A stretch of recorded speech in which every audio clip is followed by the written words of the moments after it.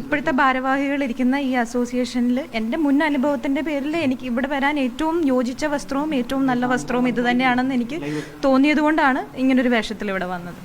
പിന്നെ എൻ്റെ പ്രതിഷേധത്തിൻ്റെ ഭാഗവും കൂടിയായിട്ടാണ് ഇപ്പോഴും ഞാൻ ഒരു ഗൗരവകരമായ ഒരു കുറ്റം ആരോപിച്ചിട്ട് അത് പോലീസ് കുറ്റപത്രം കൊടുത്ത് കോടതിയിലിരിക്കുന്ന പ്രതികൾ 4 പേരെ പ്രതികളാക്കി പോലീസ് കുറ്റപത്രം കൊടുത്തിരിക്കുകയാണ്.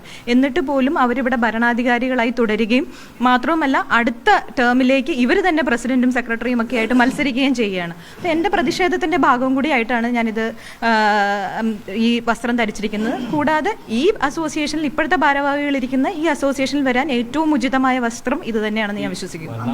ഒടുവിൽ സിനിമാ ലോകത്തുള്ളവർക്ക് പോലും സ്വന്തം ശരീരം മറച്ചു വെക്കാൻ 6-ാം നൂറ്റാണ്ടിലെ വസ്ത്രം ആശ്രയിക്കേണ്ടി വന്നിരിക്കുകയാണ്. പർദ്ദ അടിച്ചമർത്തലിന്റെ കാട്ടുനീതിയുടെ അപരിഷ്കൃത വർഗത്തിന്റെ പ്രാകൃത വസ്ത്രം എന്നാണ് പലരും പറഞ്ഞു പരത്തുന്നത്. എന്തൊക്കെ പറഞ്ഞാലും ഇതിടുമ്പോൾ സ്ത്രീകൾക്ക് കിട്ടുന്ന ഒരു സുരക്ഷിതത്വം വേറെ ഒന്ന് തന്നെയാണ്. അത് പലരും തെളിയിച്ചതാണ്. ഇപ്പോൾ ഇതാ തെളിഞ്ഞുകൊണ്ടിരിക്കുകയുമാണ്. അവനവന് ഒരു പ്രശ്നം വരുമ്പോൾ സത്യം അറിയാതെ പുറത്തു വരുമെന്ന് പറയാറില്ലേ എന്നതുപോലെ